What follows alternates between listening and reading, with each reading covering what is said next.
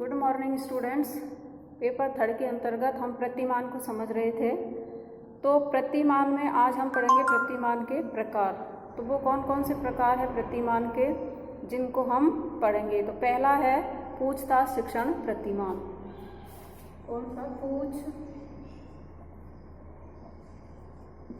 पूछताछ शिक्षण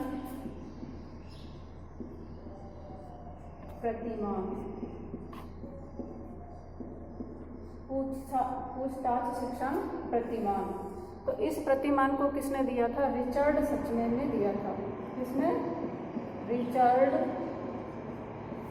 सचमैन। तो रिचर्ड सचमैन ने इसको दिया था। तो पूछताछ शिक्षण प्रतिमान के संबंध में रिचर्ड सचमैन के कुछ अलग ही विचार हैं। तो वो इसके आधार पर उनके विचारों को दर्शन कहा जाता है। तो दर्शन के आधार पर उन्होंने क्या कहा है कि जो कोई भी ज्ञान होता है वह ज्ञान कभी भी एक जैसा नहीं होता है, कभी भी वह शाश्वत नहीं होता है। उस ज्ञान में परिवर्तनशीलता होती रहती है। तो इस परिवर्तनशील ज्ञान के आधार पर जब किसी वैज्ञानिक के द्वारा कोई भी सिद्धांत या नियम बनाए जाते हैं तो वो नियम और सिद्धांत हमेशा एक जैसे नहीं रहते हैं। समय परिस्थिति के अनुसार और देश काल के अनुसार उनमें परिवर्तन होता रहता है। यानी एक समय में बनाए गए जो शिक्षण के सिद्धांत है, नियम है या फिर कोई भी चीज़ है या प्रयोग है वो एक समय में ही काम में आती है। अगली बार उसमें नया परिवर्तन करना पड़ता है या फिर नए सिद्धांत बनाने पड़ते हैं। तो क्योंकि ज्ञान क्या है? परिवर्तनशील है, तो सिद्धांतों में भी परिवर्तन करना पड़ता है। दूसरी उनकी धारणा थी कि किसी भी प्रश्न का कोई भी उत्तर हो सकता है, यानी किसी भी प्रश्न का एक उत्तर नहीं हो सकता है, उस प्रश्न के कई उत्तर हो सकते हैं। ऐसे ही कोई भी समस्या होती है तो उस समस्या को हल करने के कई तरीके होते हैं, एक तरीका नहीं होता है। कई विधियां होती हैं, कई तकनीकें होती हैं। उन विधि और तकनीकों के आधार पर उन प्रश्नों की समस्याओं को या प्रश्नों को हल किया जाता है। अगला उनका जो विचार था वो था कि स्वाभाविक रूप से हम किसी भी समस्या को निपटने के लिए तैयार रहते हैं या फिर हम किसी प्रक्रिया की सहायता लेते हैं, क्योंकि बिना किसी प्रक्रिया की सहायता लिए हम किसी भी समस्या का समाधान नहीं कर सकते हैं।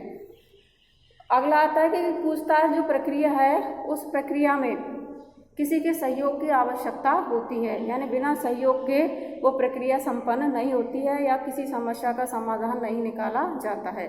तो इसमें क्या होता है, जैसे कि क्लास में टीचर के द्वारा कोई समस्या छात्रों को दे दी जाती है तो छात्रों के समूह बना दिए जाते हैं।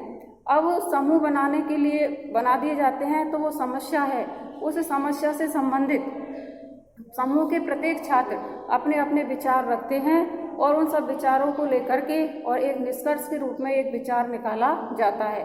तो वहाँ पर अन्वेषण की प्रक्रिया शुरू हो जाती है, यानी पूछताछ की खोज की प्रक्रिया शुरू हो जाती है। तो इसीलिए ज्ञान की खोज के लिए जो अन्वेषण किया जाता है, जो पूछताछ की जाती है, जो इंक्वायरी की जाती है, जो अनुसंधान किए जाते हैं, तो उन अनुसंधान के आधार पर ही यहाँ पर ग्लेसर ने अपने प्रतिमान का प्रतिपादन किया है और उसका नाम रखा है पूछताछ शिक्षण प्रतिमान। क्योंकि एक समय में बनाया हुआ सिद्धांत दूसरी परिस्थिति में काम नहीं आता है, उसमें परिवर्तन करना पड़ता है या नए सिद्धांतों को लाना पड़ता है। तो इसी के आधार पर इस शिक्षण प्रतिमान का नाम पूछताछ शिक्षण प्रतिमान पड़ा। तो ये जो पूछताछ शिक्षण प्रतिमान है इसमें रिचर्ड सचमैन ने कहा है कि प्रत्या का अर्थ विश्वास है, यानी पूछने का अर्थ क्या है? विश्वास है।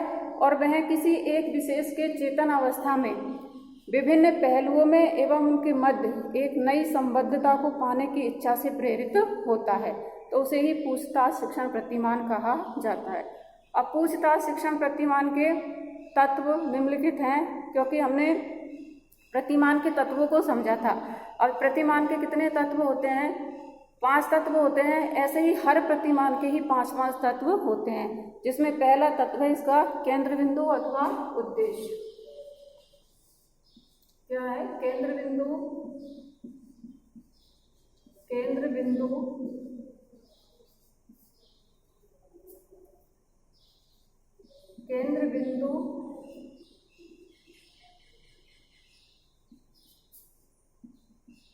अथवा उद्देश्य। तो इसका पहला जो पॉइंट है वो क्या है, केंद्र बिंदु अथवा उद्देश्य। और मैंने आपको पहले भी बताया था तत्व में कि केंद्र बिंदु क्या होता है कि जिस प्रतिमान में जिस बिंदु पर फोकस किया जाता है उसे ही केंद्र बिंदु कहा जाता है। यानी जिसके बारे में बातें बताई जाती है या जिसका विकास किया जाता है तो वही उसका केंद्र बिंदु होता है या फिर उसका उद्देश्य होता है। तो यहाँ पूछताछ शिक्षण जो प्रक्रिया है उसमें इसमें अनुसंधान का उद्देश्य अन्वेषण करना तथा आंकड़ों के संसाधन में संज्ञानात्मक कौशल, तर्क, विचार, विश्लेषण, प्रतिबोध, चर तो आदि के विश्लेषण में नवीन ज्ञान प्रदान करना ही इसके अंतर्गत आता है। तो इसमें नवीन ज्ञान पर, तर्क पर, बुद्धि पर, विश्लेषण पर विशेष जोर दिया जाता है। तो यही इसका क्या है, फोकस बिंदु कहलाता है। क्या कहलाता है, फोकस बिंदु इसे कहा जाता है, जिससे कि पूछताछ प्रक्रिया कहा जाता है। तो इसमें जो अभिप्रेरणा है उसकी महत्वपूर्ण भूमिका होती है। किसकी, अभिप्रेरणा की। तो अभिप्रेरणा से छात्र उस कार्य को स्वयं करने लग जाते हैं, यानी उससे अभिप्रेरित होकर के और स्वयं उसकी खोज करते हैं और पूछताछ करते हैं और किसी समस्या का समाधान कर लेते हैं। तो इस प्रकार से इसका उद्देश्य यही है, क्या, पूछताछ करना या अभिप्रेरणा या फिर किसी तर्क, बुद्धि, विश्लेषण पर विशेष बल देना। तो यही इसका क्या है, फोकस बिंदु है, इसे फोकस बिंदु कहते हैं। और दूसरा आता है संरचना। दूसरा क्या है इसमें, संरचना। संरचना क्या होती है, किसी की पढ़ाने से पूर्व उसकी योजना बनाना या उसका निर्माण करना कि किस प्रकार से इसको क्रियान्वित करना है, किसी कार्य को किस प्रकार से क्रियान्वित करना है, वो संरचना के अंतर्गत आता है। तो जो इसकी पूछताछ शिक्षण प्रतिमान है, इसकी संरचना के 3 आधार बताए हैं। पहला आधार है सर्वप्रथम समस्या परिस्थिति में संघर्ष होता है, यानी जो भी समस्या होती है उसकी परिस्थिति जब हम उत्पन्न करते हैं क्लास में तो उसमें संघर्ष की स्थिति पाई जाती है। तो इसका पहला पॉइंट क्या है, नंबर 1, समस्या परिस्थिति में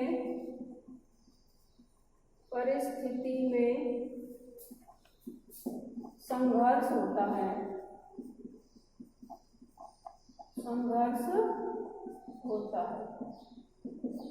समस्या परिस्थिति में संघर्ष होता है। दूसरा है इसमें पूछताछ की जाती है। दूसरा पद क्या है इसमें, पूछताछ की जाती है। तो पहला है समस्या परिस्थिति उत्पन्न करने में संघर्ष होता है। दूसरा है पूछताछ की जाती है।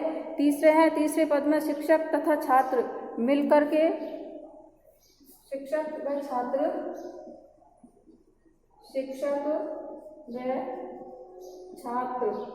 मिलकर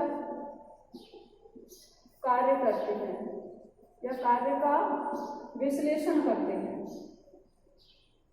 क्या करते हैं, कार्य का विश्लेषण करते हैं। तो इसके 3 पद होते हैं। पहला पद है समस्या परिस्थिति उत्पन्न करना। दूसरा है दूसरा पद है इसका पूछताछ करना। पूछताछ के बाद फिर शिक्षक और छात्र मिलकर के और किसी कार्य को अंजाम देते हैं या किसी समस्या का विश्लेषण करते हैं। तो इसके 3 पद बताए गए हैं। अगला इसका पॉइंट है वो आता है इसमें सामाजिक प्रणाली। अगला स्टेप क्या है, सामाजिक प्रणाली। सामाजिक प्रणाली।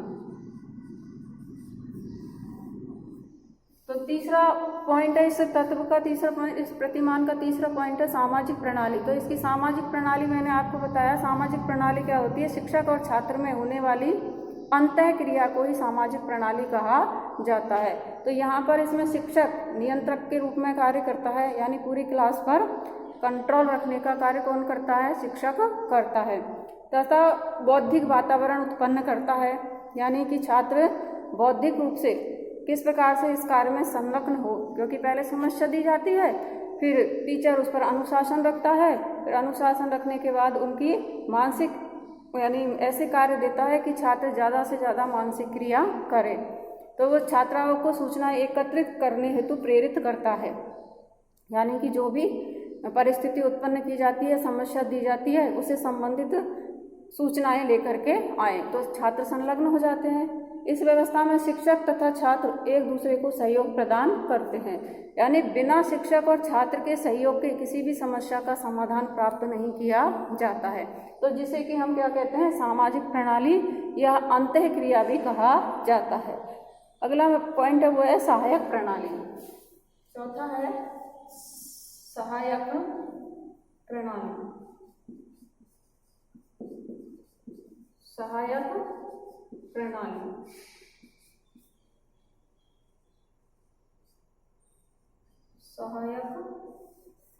अब सहायक प्रणाली क्या होती है कि जो समस्या हल करने में जिन जिन चीज़ों की आवश्यकता होती है या जो भी हम सहायक सामग्री का यूज करते हैं वो सहायक प्रणाली के अंतर्गत आती है। तो इसमें छात्रों की समस्याओं को अनुभूति कराने के लिए शिक्षक यानी लिखित रूप में किसी समस्या का वर्णन करने वाली सामग्री को प्रस्तुत करता है, यानी ऐसी समस्या को वो लिखित रूप में छात्रों को देता है कि भाई ये समस्या है और इस पर आपको विचार रखने हैं या अपने विचारों के अनुसार इसको समस्या का हल प्राप्त करना है।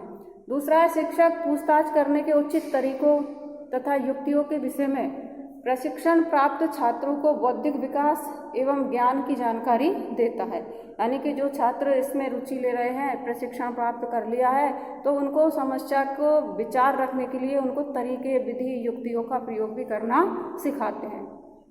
तो इसमें शिक्षक समस्या समाधान में सहायक उपयुक्त साधन एवं स्रोतों के विषय में भी छात्रों को बताया जाता है। तो इसमें छात्रों को विभिन्न तरीके बताए जाते हैं, किस प्रकार से विचार रखने हैं, किस प्रकार से तर्क रखने हैं, किस प्रकार से विश्लेषण करना है और किस प्रकार से इस सहायक समस्या का समाधान निकालना है। तो यानी जो भी चीज़ें उनको सपोर्ट करती है समस्या समाधान के लिए वो सब सहायक प्रणाली के अंतर्गत आती है, या वो मानवीय और भौतिक संसाधन जिनके आधार पर किसी समस्या का समाधान किया जाता है तो वो सहायक प्रणाली के अंतर्गत आता है। अगला पॉइंट आता है 5वां, वो है मूल्यांकन। मूल्यांकन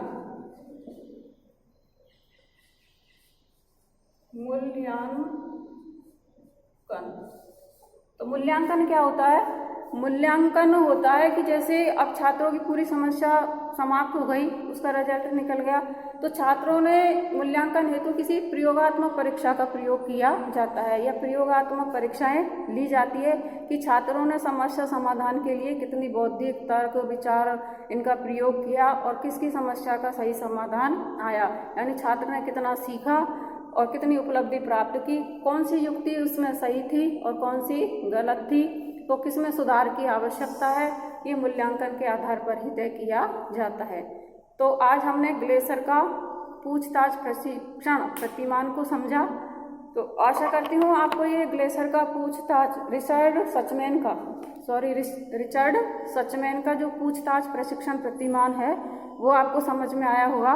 पूछताछ का अर्थ एक तरह से इंक्वायरी से होता है कि किसी भी जब हम जांच करते हैं या किसी भी समस्या के समाधान तक पहुंचने के लिए हमें विभिन्न प्रकार की जांच, अनुसंधान करने पड़ते हैं, खोज करनी पड़ती है और उस समस्या का समाधान ढूंढते हैं। तो इसी को हम क्या कहते हैं? पूछताछ या इंक्वायरी कहा जाता है, जो कि रिचर्ड सचमैन ने इस प्रतिमान को दिया है। इस प्रतिमान के भी हर प्रतिमान के 5 तत्व मैंने आपको बताए थे, तो आपको ये समझ में आए होंगे। तो आपको ये रिचर्ड सचमैन का पूछताछ प्रशिक्षण भी समझ में आया होगा। फिर मिलेंगे नए टॉपिक के साथ, तब तक के लिए धन्यवाद।